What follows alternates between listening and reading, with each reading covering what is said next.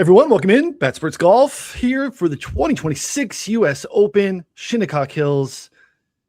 Andy Molitor joining me as always. Andy, I'm excited for this one. I know you haven't done it. Just finding out about the course. It's sorry. How we doing? It's fun. It's a fun course, and it is. It's not one in regular rotation like we see some of these. Some of these courses at the majors, whether it's here or the PGA. Sometimes you see them in other events like, hey, we go to Tory, we go to, this isn't one like that, but we've seen it recently. We've seen it in the past. We're familiar with it. We understand kind of the gist of it. And, I think it's a good week too. And you're starting to get some of those interviews. It's a good week to pay attention to the interviews as some of these golfers start talking about what they're seeing.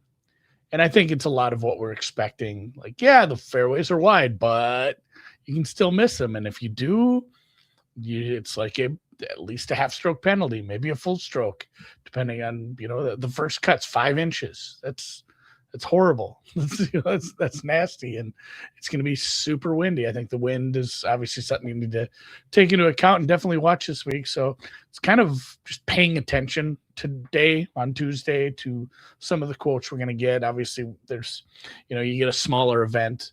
There's like 6 interviews Monday through Wednesday. There's going to be more because it's US Open. You're going to get more quotes, more stuff like that. So pay attention to what some of the golfers are saying, make some adjustments if you need to. I'm going to probably put something together on the weather.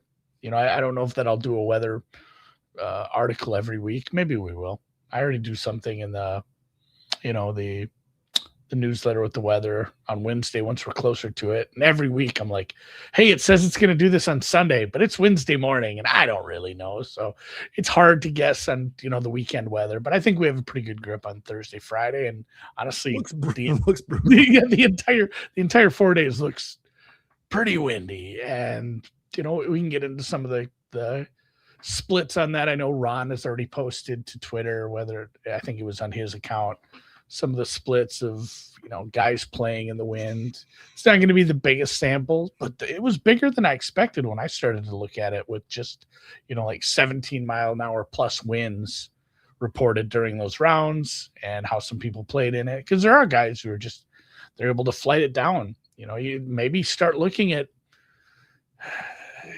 even if they aren't all windy rounds, you could start looking at who's played well at Scottish / the Opens, who's able to flight it down for those kind of courses. Because even if it's not super windy, that's just the better play than the high spinny ball that we play over here at the Parkland courses. It's like Florida golf, even Florida, typically pretty windy events. Yeah. What if you just hit it low and hard and let it roll a bit on these, again, these wide fairways if you're accurate. And I landed on a few bets. I know you have already. We'll get to those. We'll get to some of the key stats and we get moving on some other thoughts for the week. But again, when we didn't talk as much about them last week, the narrative has got to be, the Scheffler. I think coming in maybe like 5-6 months ago, and because we talked about it last year even, after he won his third, they said, hey, US Open, Father's Day, birthday, Grand Slam, it's going to be huge. And I don't know, the roar of that's kind of died down just based on the fact that he's only won once this year. He's had, the last time we saw him, he was getting a little squirrely with Ted. So where are you at with Scottie / his number for this one right now? Yeah, it's a confluence of narratives, right? They're kind of, I don't know, overwhelming for the casual probably, or you have 30th birthday, Father's Day, Grand Slam, seal the deal. The challenge is that, as someone, and Byron's in the chat, everyone go follow Back Nine Bets. If you like our content, you'll enjoy this as well. Having fired like Byron at Scottie at Memorial, a track where he is dominated in the past. It just didn't seem to be as crisp. It's really hard to kind of get back on the wagon because it's pretty much has to be, either a deviation from your style of betting, which is kind of how I approached it at Memorial, or you're just kind of going all in. It's just hard. It's hard to give yourself one shot at the apple cart in situations that like this has like Pinehurst vibes in a sense, right? That's actually a decent corollary course. And like Pinehurst gave him trouble. He's talked about the unpredictability of those types of events and courses he hasn't played before and kind of got unraveled. So it's one of these spots where it feels like he could go in by 6, and I don't think we're surprised. And it's just like this celebration of Scottie on the weekend, and man, that was awesome to watch. Or he just kind of continues to plot around like he did at Aronimink and get these runs, and he's like, oh, he's kind of making a run again, and actually going to Sunday, and it's like, oh, he's like 6 back, but like, I don't know, that happened a little bit in 18, and guys could be in the mix and be like, so nothing would really surprise me. I think just pre-flop, sort of an unbettable number. I thought it would maybe even get up to like 7 or so. I thought it might be like 7-1. It's just not going to get there, and I think it is because you do get some casual money coming in. Correct. Yeah. On a bigger event like this, it's the people are going to bet on them. For sure. I just put together a little like a pools article for Golf Digest, and it's actually how I started the article. Was like, hey, is your group big and full of casuals? You can't mess with Scottie. Are you in like a ball knowers 10-man pool? Like Scottie actually might be decent leverage this week because a lot of people are just gonna be like, no, I'm not gonna go with Scottie. I'm gonna skip that. And like, I think there's gonna be some other guys that could be just right in there that could all of a sudden be super excited. Tom does not believe that anyone's no. It's fine. That's saying, probably Tom. I don't know. Somebody shoots 2 under, they might win by 6. Correct. I'm just saying the range of outcomes for Scottie at his ceiling is still out there for him to go out and do that stuff. Like we don't feel like he won by margin at like Quail, but he won by 4. Like like he very much cruised down the stretch, and we've seen these things where it could happen. So look, if you're not super hardcore and you don't have a ton of time, you're probably a little late to it, but like full final rounds of 2018 and 2004 are on YouTube if you want. I think there's going to be 2004 is probably not a great rewatch to try to extrapolate anything that's going to happen here. It's also an amazing watch if you want to see stuff that we just don't see anymore. They're watering holes after every group walked off because, and it's still played 9 shots over par.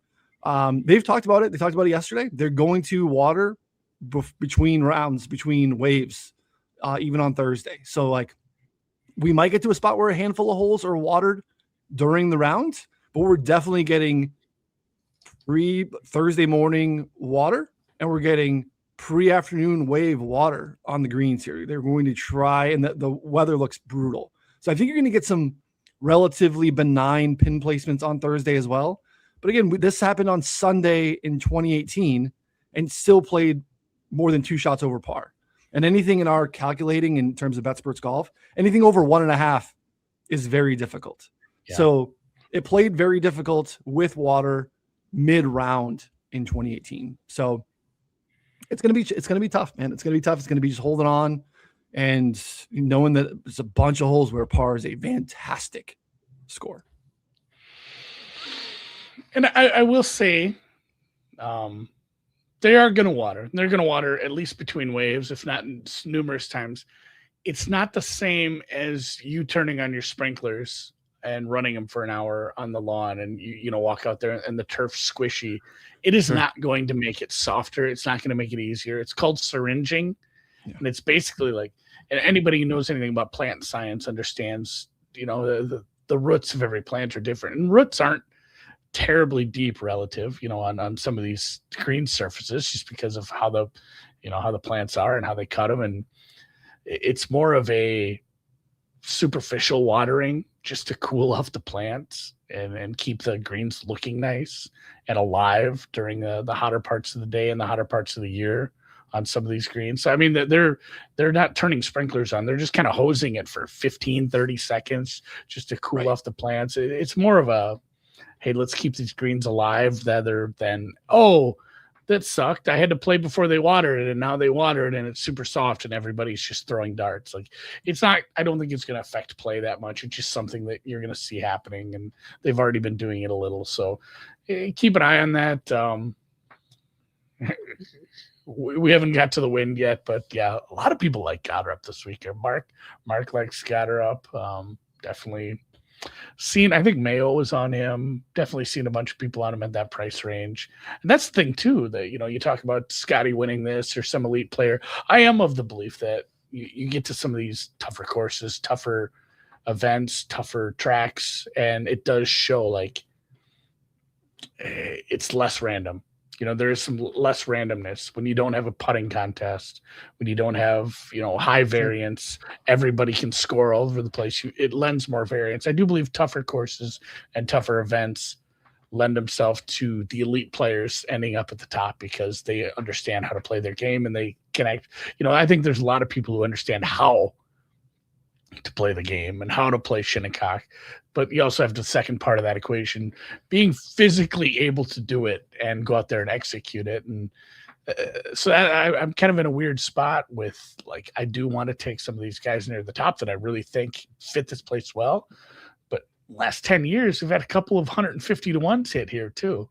Like, there's not saying you can't take a long shot. If you really believe they're coming in with the form and the fit, and it's somebody you think that can play well here because they have the game and you've seen snippets of it, I think you can have a pretty weird card here if you want. And mine's pretty small. I only have 3 guys this week so far. I'm willing to be talked into more, but I'm also thinking about I kind of want to be able to fire live on a couple guys because there are some people I want to see play part of this course first. Yeah, that's totally fair. Yeah, I mean, look, there were like droppings on the Wyndham Clark right before we went to LACC, which is why we were surprised that there was the 120 out there. And the same thing, JJ Spaun, like, we had glimpses, right? He was in the playoff of the players. Like, we had seen some ascension of good golf. So I kind of agree with you. You can find some spots in the odds board where things that are a little bit further down. I don't think that that's a bad look. You can get a little squirrely here with someone that has maybe some pedigree and has popped at times. We've seen that, I think, more at US Opens than we have at, even PGA Championships. But going back to one of your points earlier, this is, I think, the key this week. If you're looking at corollary courses, if you want to look at past results in major championships or even drill down a little bit, I think it's very, very, very, very clear that we need to be looking more at Augusta with the shaved runoffs, the sloping fairways, same thing, sloping greens, and the wide corridors off the tee, right? Where, like, this isn't quite as free and fair as Augusta with, like, just club head cover off, driver heavy, which you saw like 64% driver usage here in 2018. I think it's probably right around there again. There's just a lot of holes for longer guys where it's like, look, I'm gonna hit a driving iron. I'm gonna hit a 4-iron and just pipe it and let it run. Whereas just Augusta's a lot of just club head cover off and pound driver. And then the other thing is we need to be looking at open championships for the same premise, right? Like link style golf, wide open elements. That's, I think, where we need to be going versus looking at a lot of standard. This is how this guy's played in US Opens, right? Like, I don't know that I'm going to grab a lot from Winged Foot and think that that's a super great corollary to what we're looking at this week. So for me, corollary wise, I like if you've had success at Open Championships. I would like that you've had some success against, at Augusta, because again, strong fields, and those I think are the best corollary courses, because it's really hard to find corollary courses for major championship venues because they're major championship venues for a reason. Right? That's the biggest thing, is if you can expand the sample a little bit without, doing it just for the sake of making it bigger. If you can find the logic behind why you're doing it. We had, I don't know, I'm assuming a newer user hit up the customer service. He was using the rabbit hole, and it happens weekly.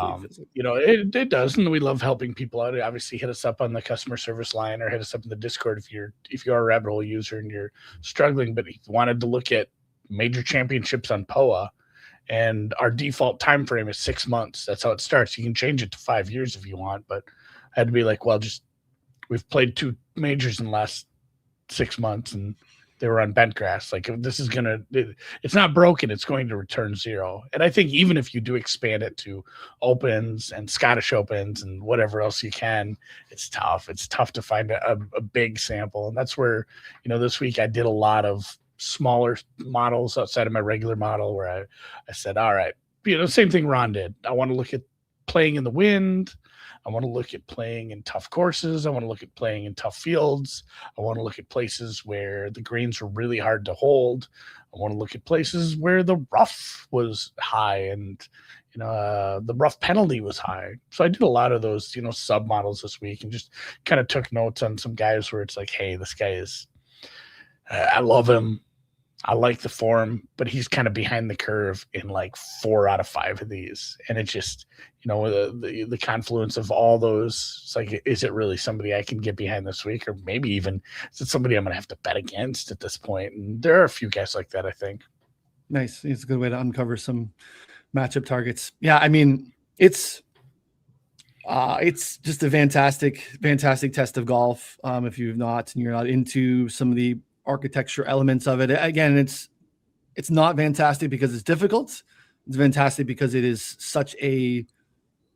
I'm just fascinated by like the design thought process, something like this that's been built for 130 years to be thinking of prevailing winds and these like clusters of like 3 holes where it's like, yeah, you're going to play like just the overlay of here's where the prevailing winds are, and then structuring the layout of the golf course that way where you can never really get a great feel for the wind because, well, now we're downwind, and the last hole, it was a left to right crosswind, and then the next hole, it's into our face, and then the next hole, it's coming, out of the southeast. So it's just, you can never get a real feel for it because every hole has to make a decision off the tee with like what's going on with the wind. You can have a great plan, and then the elements kind of kick up and you have to kind of think about it every single day when you get up there. So those things I think are great. And you hear you guys talking about it's such a tough walk and it's just a mentally exhausting test. So I'm interested to see like I'm thinking about the Travelers for next week. Like if you're in if I'm betting on you in the Travelers, I think I want you to miss the cut this week because I want you to have the mental rest heading into that week versus having to grind 4 days here at Shinnecock. I walked 9 the other day and I was kind of tuckered out. It was a par 3 course. I was still like, oh man, it's not the same as like walking on the sidewalk. And obviously little hillier at some of these places. I do wonder, what was it, William Flynn? I wonder if when they designed this, like you said, 100 years ago, if he talked to some fishermen or sailors or whoever knew the winds best, like, right? Hey, I know that's my expert. Like, I got a wind guy. I'm going to go talk to old Fishing Bob here who's out there every day getting lobsters. I don't know. Where did you land? With kind of the rest of the top of the board there? Because I struggled to walk past some of them. I know. I wasn't deliberately trying to find guys that had yes, Augusta and the Open Championship, but I did kind of back into a card that has basically nothing but guys that have, posted top 5s at Augusta and top 10s at Open Championships, and multiple have, won majors. So feel good about that. How do you, the Rory thing is interesting too. This is, I think, what we ran into at Aronimink, where I think we probably agree that the gap between Rory and Scottie shouldn't be what it is, but it wasn't enough for me to pull the trigger on Rory. Did you give him any consideration? I met him here, like you said. Okay, so it makes sense. It was hard. Like I kind of just went into the week and I make mental numbers, especially with some of the guys where like, hey, this guy's going to be 150, 200 to 1. Like I know, and with the Rory Scottie thing, I'm like, I hadn't really looked at futures. I just figured like Scottie 5, Rory 9, 10, and there's some 13. I think 1350 was the best price I found this morning. It's just too much. And like you said, we have the Augusta comps, we have the link style golf comps. Obviously he's from there, not the birthplace of golf, but right across the little bit of water from it. And wind data likes Rory. Yeah, the wind data. Obviously, when we talk about off the tee and we talk about driving the ball here, we don't want you missing. But it's like, hey, accuracy is number 1, but if you're long and straight, you're going to have a lot easier time finding these greens and finding yourself some putts. You're not going to be constantly, looking at a chip from 30 yards out that you need to get up and down. Like he should be like 10 to 1 or less. So it's just a little bit too big of a number. I don't like to bet stuff under under 15-1 too much, but I've hit a couple this year with, Fitz, and I don't remember what the other, honestly, I hit Fitz twice. Should I just keep betting him? I looked at him pretty hard too, but I thought Fitz was going to be on your card. It was really tough pass for me. And some of it is just, the price. I think if it does drift out, if it was like a little higher, I definitely would have taken that. But no, I bet Rory at 1350. And again, it's just the pedigree coming in, the space, the pricing, how close he is to Scottie right now, and how close I think he should be relative to how well he's played. I mean, he won Augusta a couple times now. So if you can't keep on make that comp, like, hey, I got a guy who's played well there.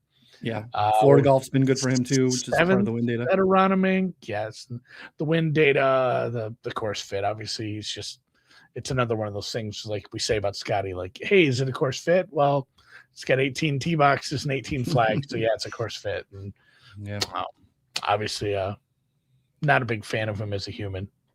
But I bet on people I hate all the time. I had to throw that in. I'm not a Rory. Yeah, I know, but you've really come a long way for someone like if people were watching us do this, 4 or 5 years ago. Be surprised how many times you've clicked Rory in the last 12 months, which, I think that's growth. I think it's maturity. I think it's actually really good betting. Other golfers I don't like. I don't know if anyone, can you name another guy that I shat on as much? No, I think you actually, just fascinating to me is I think you really like the guy that everyone hates in some ways too. Like those are the guys that you tend to gravitate to. I know. I like Patty Reed. Yeah, you're a little bit of a contrarian in those instances. I used to be a Phil guy, but geez, that's getting really tough hang now. Same. That's a really tough one to get behind now. Again, it's a legend, but still, like you don't. Did you happen to watch? Quick aside: if you are a golf club and you have a major champion and a legend who is a member at your golf club, that is a huge thing for you.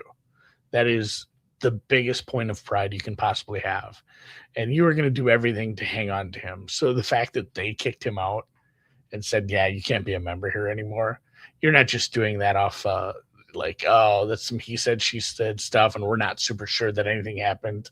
Like I'm not a lawyer and I'm not going to speculate as to what happened, but they had to be pretty sure to just say, hey, Phil, you're not a member here anymore after 20 some years or so. I mean, forever he's been there. So yeah, anyone in the comments, let me know if you watched the live from last night and watched Eamon Lynch and Brandel just absolutely body Phil for like 10 minutes.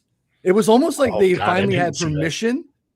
And it was like, that's funny. They've been saving up for 10 years. Yeah, like Eamon kind of eased into it, and then he didn't. And like Paul McGinley tried to play a little bit of contrarian. He's like, "Hey, look, Phil leaving for Live helped and made a bunch of players a lot of money, but like he didn't really want to stand on that too strongly." And then it was just like this. It was uncomfortable for like a little bit because it was like, holy crap! They've been like, because this has been out there for a little bit. The story's been. Oh yeah, and if you read the Billy Walters book. It's funny how many bad things happened to him over the course of his gambling career. And he just kind of took it all in stride, but he was like really hurt by Phil and upset with Phil. Out of all the things, that's the stuff that stuck with him the most. So yeah, he is not in the field again. He's week. Not here. Tough lefty. Sorry, lefty. But yeah, you have me mature, and I will give you the credit on the Rory growth and maturity. But I also do agree with the premise of the bet, which is that, again, we know that the hold in this market is insane. But if you are trying to make price comparisons to the other, say, guy in his tier or guys in his tier, it does feel off relative to, I think, where their games are, what they've done this season, what they've done maybe even in the last, 18 months or so. I mean, obviously Scottie's been great still, but it should be double the win probability. I'm not Correct. there. That's too much. Totally agree. Yes. So I thought Fitz would be on your card, and you talked about the drift. The drift has gone the other way. Like there were like 25s or so, even Monday morning, and now we're basically, if you can find looks like DraftKings still has a 23. Be like even Chris and Pinnacle and everything else is at least 20 or shorter. So we've gone that way on Fitz, and I don't think we're gonna go back to the 25. So spoke yesterday at his presser, likes tough tests. Won at an original 5 at the country club. Yeah. He's he likes these types of tests, and he's obviously playing fantastic golf, and got himself in the mix in Canada even. So a lot to like about Matt Fitzpatrick, and would not be surprised or would understand if he's pretty chalky in any format, pools, DFS, one and done. If you had Fitz left, I think he makes a ton of sense. So a guy's got fascinating. Actually, you could do this probably for any major championship. I don't really remember him in contention at all for any U.S. Open. But if you look at Xander Schauffele, he just sunrises, sunsets. He finishes top 15. Like it's a crazy amount of them. And that's where I say, like, I have looked at.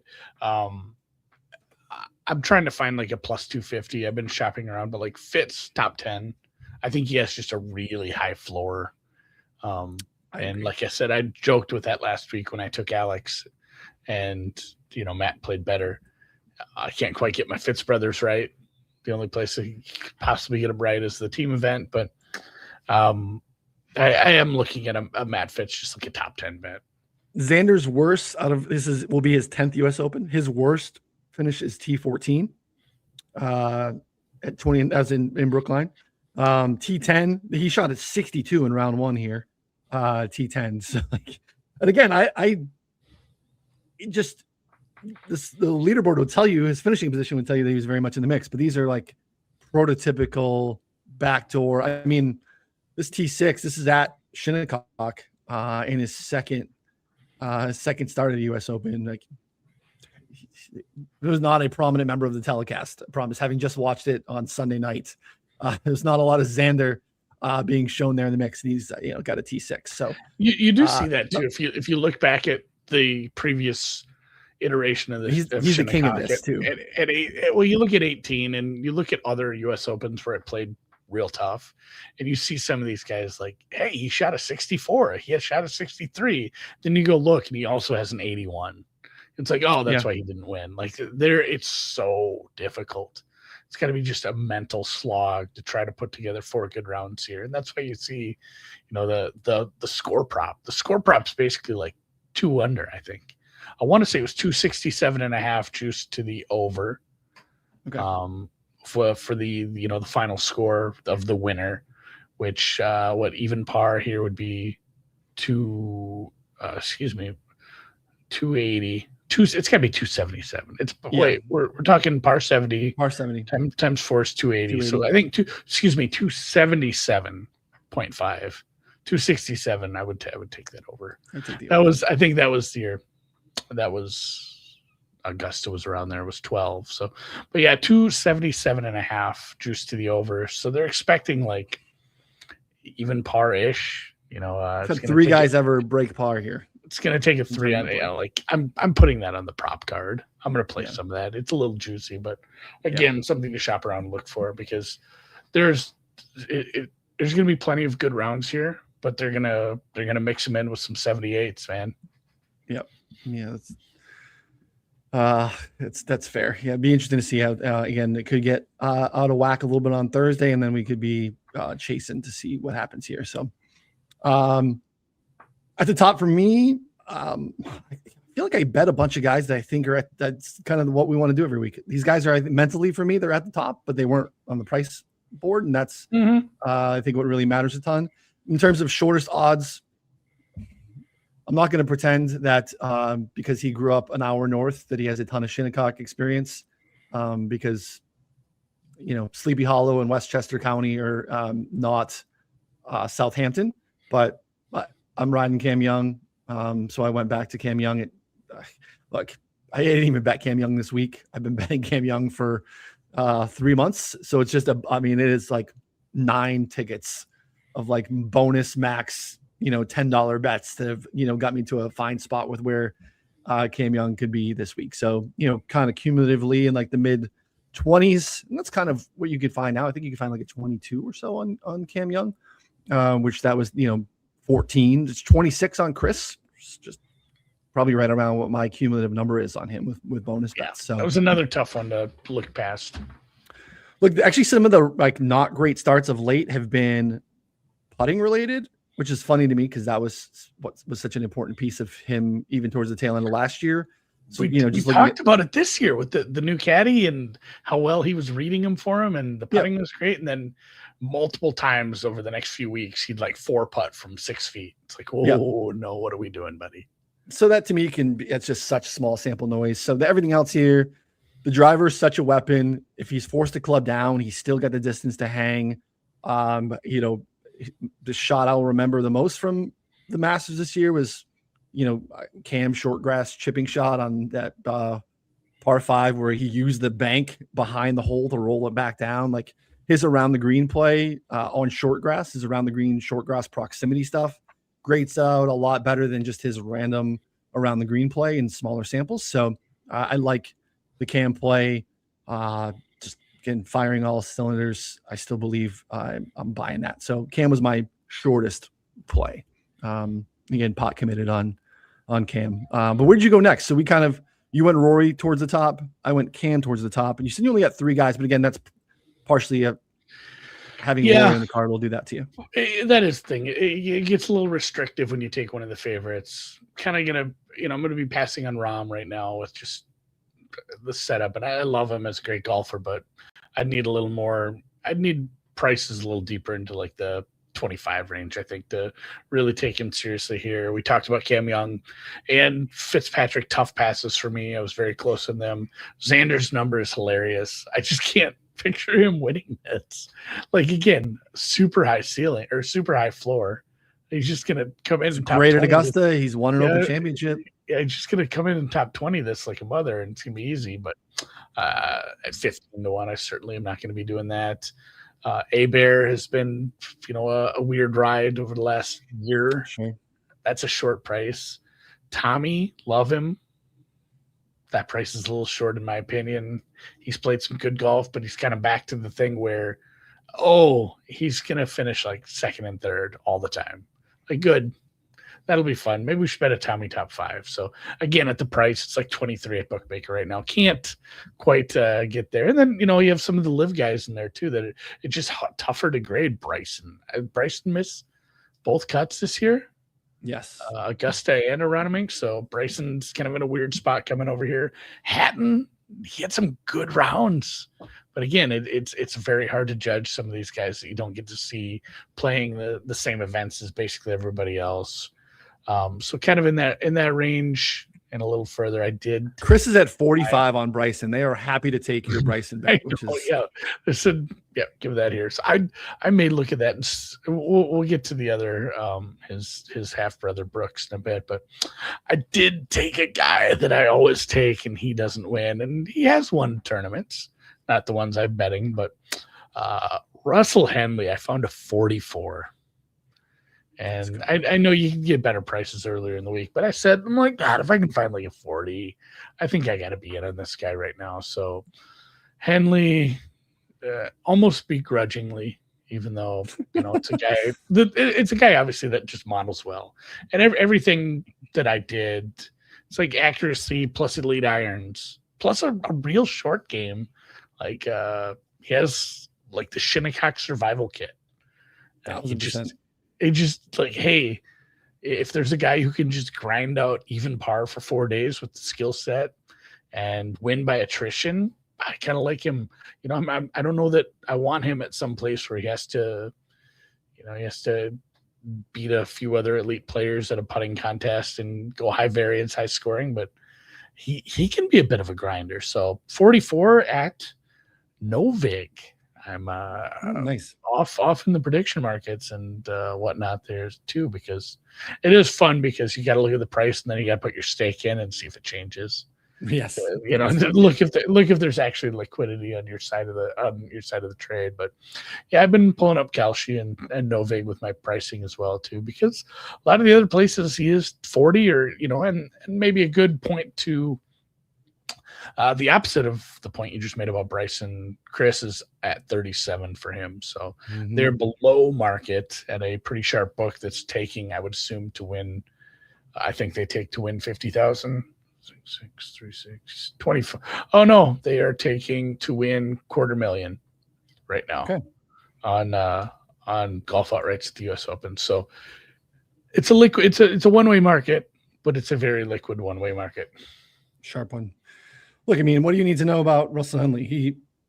He's just who he is now. He just shows up at big events, tough fields, and contends. We got back-to-back T10s at Open Championships. He's finished among the top 5 in 2 of the past 4 starts at Augusta.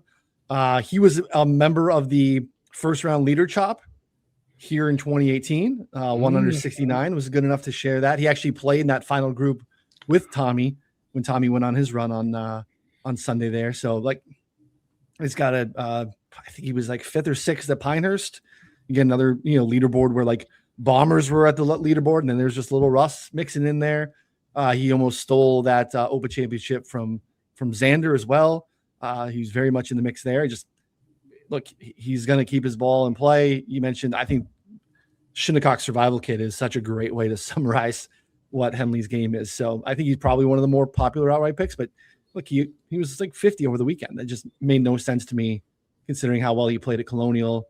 Just went out and grabbed that one. So I think like a Henley top 20 is probably one of the safest bets you can make. I'm going to get into that later today. I haven't priced out finishing position stuff, but I'm in on Henley as well at 50. I think north of 40, I think is still just a great play. Just be shocked if he's not just kind of in the mix. Just too good. Love it. I know you have a bigger cards than me. I'm assuming. I got 6 guys. Yeah. Okay. 6 guys. So, Henley was one guy just ahead of Henley who similar style, does have an Open Championship, does have a bunch of great Masters. COVID championship. It is a COVID championship, but Colin Morikawa was moving around. I knew where you were going. That's funny. Yeah, I know. He looked better. Right? We didn't have like the old man gimp. We didn't have like, I got to really just continue a minute to get this ball out of the hole. Looked good, played well, putted well. I just like to see that he was moving really well. And again, still the probably premier, if not, the premier, still one of the best ball strikers and approach players in the world. Is kind of like field average distance wise, but he's insanely accurate. And again, having that like Open Championship, I think more so than anything at the Augusta, around the green play speaks to me here. So 48 was available over the weekend when he was starting to make a run on Saturday. And it just seems too big for a guy that like we were heading into Sawgrass and he was like sub 20 and was just playing great golf. And I think there's just a huge discount because of the unknown around the injury. Because the injury is a little scary, but like you said, you've seen him look like he's not a broken old man at this point. Recently. So it's like, I feel a little bit better about that. And just kind of a quick dip into the injury talk. What do you think of Brooks? Like, just I'm playing, because he came out and said he doesn't know why his fingers are doing what they're doing. He went to a specialist to like look at his neck, because nerves are funny like that. You can have you can have a problem with your back and you get sciatica and your hips and legs don't work right because of how nerves work. So he doesn't really have a true diagnosis on what's going on. He struggled without grabbing struggled gripping the clubs. And he says, I'm just going to try to play. And he is like, most places were about plus 150 to miss the cut. This isn't Augusta where it's like only the olds and like 3 people who really screw up miss the cut.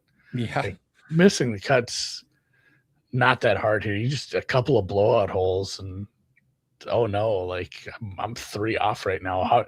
If you fall behind early, it's really hard place where you kind of got to hope the pack comes back to you, because it's not like I'll just go out there and, sorry, I shot a 78. I'll just shoot a 63 tomorrow, because that's what I can do now that I'm, footloose and fancy free, and I'll just chase this cut. So I'm probably going to play some. I found a plus 174 for him to miss the cut. I'm probably going to play some of that and cheer against Brooksy again, even though he's a guy I like. I think it's dumb that he's playing when he has this.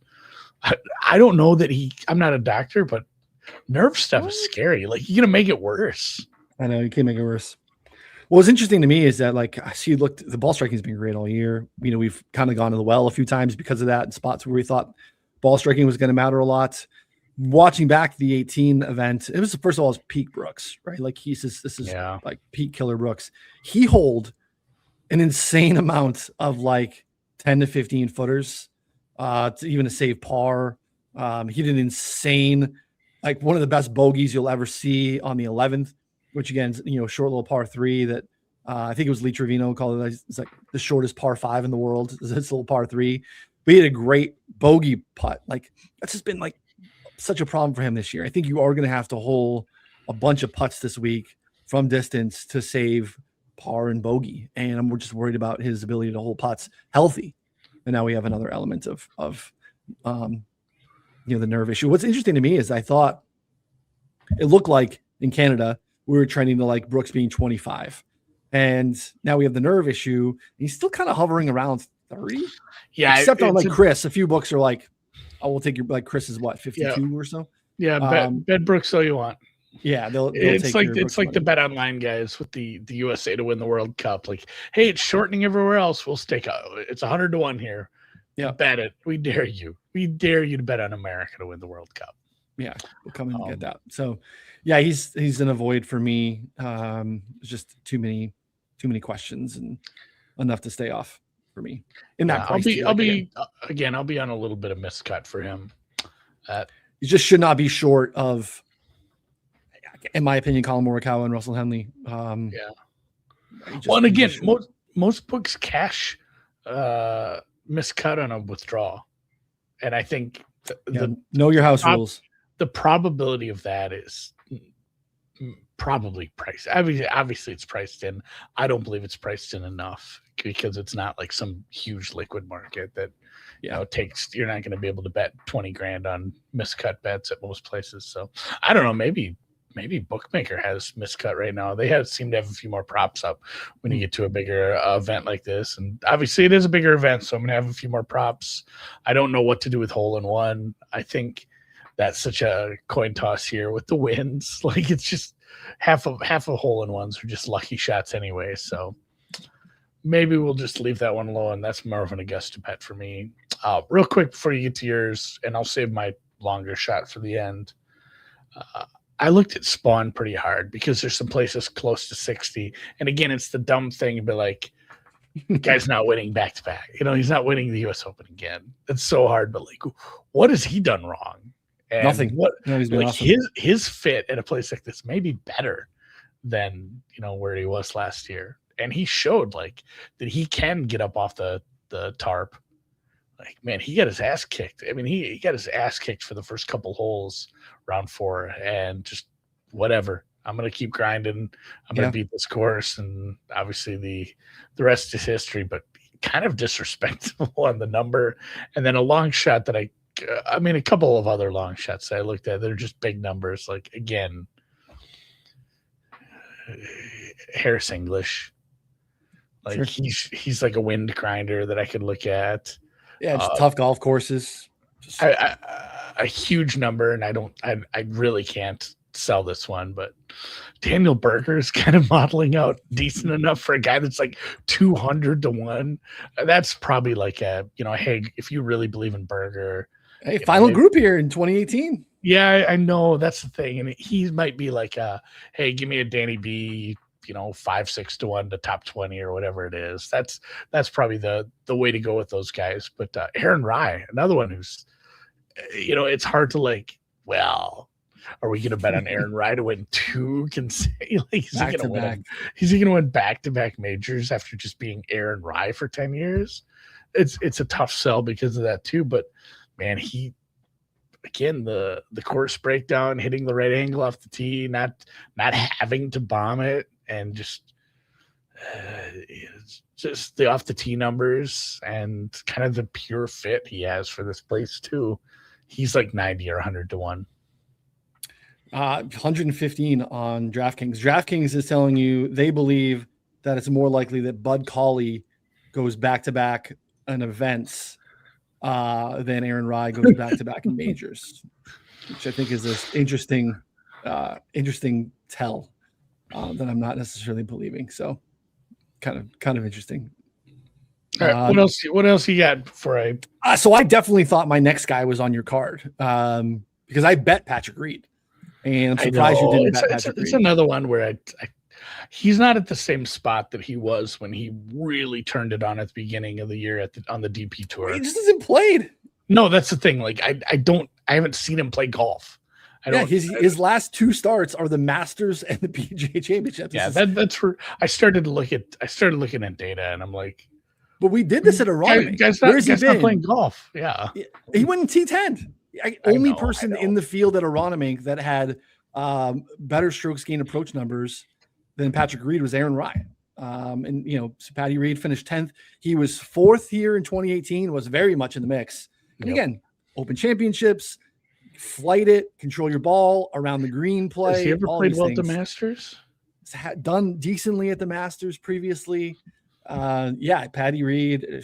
I got 55. Where are we at now? Still, I think 50s, maybe. Yeah, roughly kind of right around there. So, there's just a lot to like here. And again, the issue is just we haven't seen him, but again, that was the issue at Aronimink, and he showed up and played pretty well. So he's probably just been hanging out on Long Island and playing golf and hanging out, with Lady J and just taking in some scenery and playing some golf in the winds. Like he plays, a bunch in Europe. I just think there's a lot to like about Patty Reed, and 55 is a big number for him. And thought he'd be on your card. Akshay, what's your Barracuda? What's your Barracuda comp here? Akshay is like not that Akshay is only one at the Barracuda. No, I know, but actually, is like to your point. I think you were touching on like looking at the cumulative like round scores. Akshay does this at like standard events where there's like 66, 68, 79, 70, and it's like, Akshay was only finished 3 shots back. Why did he shoot 8 over par in that one round? So that worries me about Akshay here, just having these like because having a day like that here is like an 87. Correct. You do that at a medium, a mid course where he has just these off days and just it's a struggle in all parts of his game for some reason. Comes back the next day, shoots 66. Doesn't make any sense. You have an off day here, your number starts with an 8, and that's a pretty big problem for getting back to par. Yeah, no interest in Akshay. Didn't really give it that hard of a look, to be honest. So honestly, if you like him, I think it's a fine first round leader bomb because he can have some good rounds. It's just like you're saying, it's hard for me to picture it being 4 in a row here. Yeah, I love the player. He's still a young kid. The experience is helping, but we've had these random blow up rounds for Akshay for a little bit. So Patrick Reed, love that number.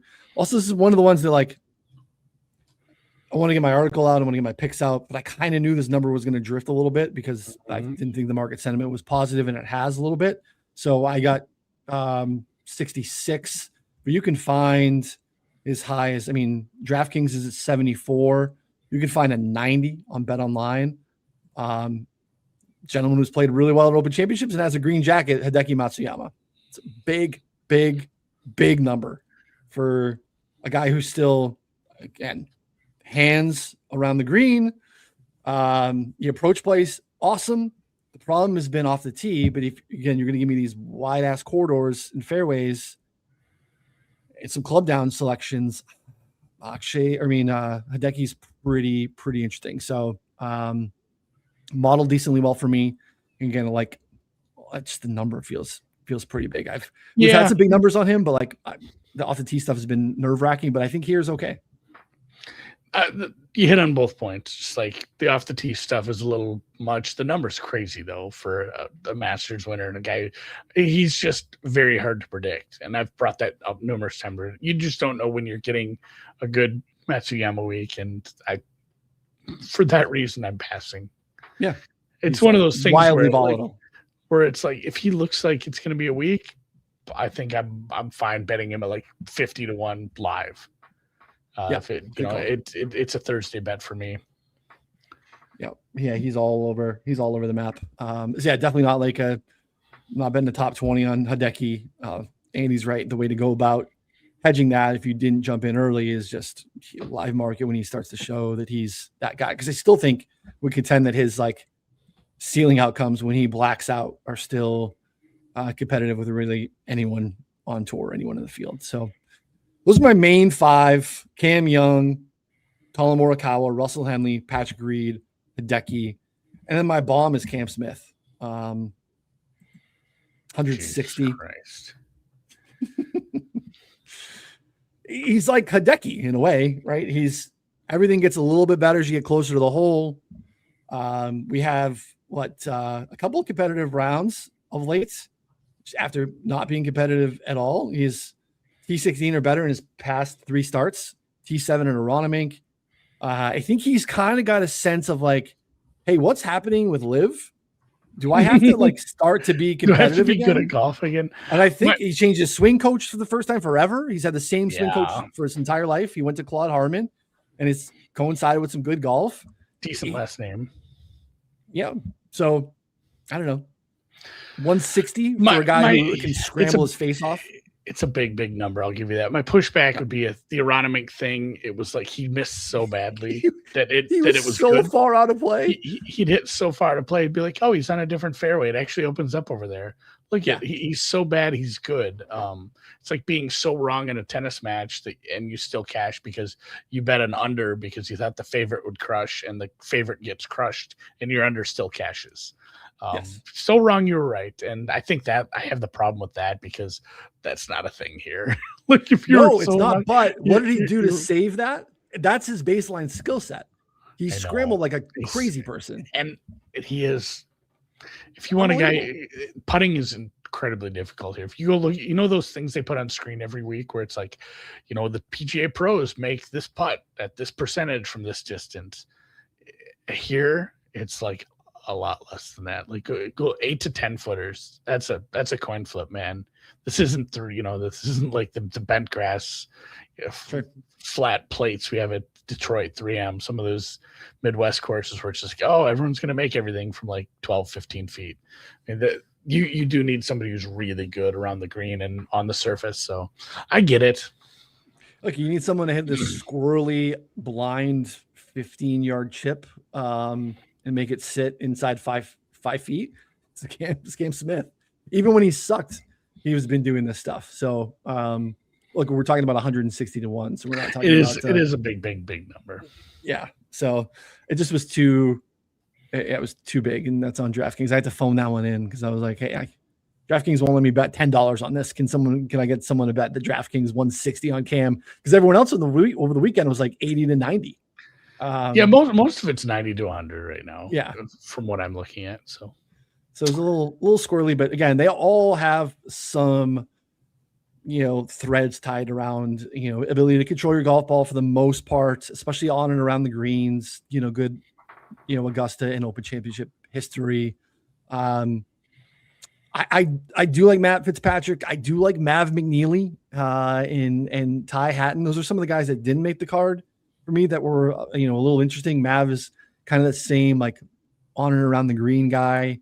I also worry about his ability to keep the ball and play off the tee a little bit. But again, he's long and I think he can club down a bit. But those are some of the guys that I like that I didn't go to. But who's your long shot? It's not even that big of a long shot. 85 to 1. And it is, again, pushing on the weather narrative and links golf and maybe somebody that has you're in the right area code. Rose? Wrong island. No, it is I got Shane two Lowry? Irish. I got two. It is Sugar Shane Lowry. Ooh. Again, he didn't model that poorly for me. And I'm like, well lately. well, that's the thing. I had to I'm trying to think of times I've noticed him on the broadcast or paid attention to his game through the weekend. And, he had a couple decent results to start the year. He was good at Pebble, good at the Cog, missed a couple of tough, and then it's just been kind of like grinding. Right. I mean, his average finish position for the last 2 months is 28th. Just kind of not missing cuts, not really in the mix. I think he's finally he shook off the Cog situation. He's now got his mind right again because he obviously, stumbled there. Blew it. So, yeah, I mean, the next 2 weeks, those were only 2 missed cuts of the entire year. Yeah. And again, give me like, hey, a guy who can do the low flight, who can do the link stuff, who can fight through the wind and doesn't model terribly at a huge price and had some experience at big dances. So give me Shane. Yep. And again, he's a guy I like. It's the opposite of Rory. He's the guy. Poa putting was his best out of the different surfaces. His ball striking and approach. His approach is nice. It's been great. So if he can, above average, not great off the tee, but above average and enough with the the driving accuracy is good enough where I think he should be fine off the tee. So he's a big price. Yeah, don't hate that. 96 on DraftKings. And currently, if people want to get down on that, it's shorter like Chris again, which is I think good signal, right? If you're looking like at sharp books and pricing these things out, those things are good. So, all right, that's it covers all the bets. We got to. If you wanna play on some of these tools that we're showing on the screen or talking about, we are doing our US Open promo where you can do it for $1. It's a good promo deal. Code US Open. You get 1 week for $1. That is a very small percentage of the normal price. Normally $15 a week, $30 for the month, $250 for the year, which is a pretty good deal, I think, for all the tournaments. So you can, model and take a look at data and look at the player pages, the course pages, and all that. So hit us up if you have any questions on that. But there's a link in the comments that'll get you to that and take advantage. At least try it out. It's $1, man. Try it out. So it's $1. We'll see you guys next week for where we head. Travelers. TPC River Highlands. Cromwell. The Keegan Bradley Open.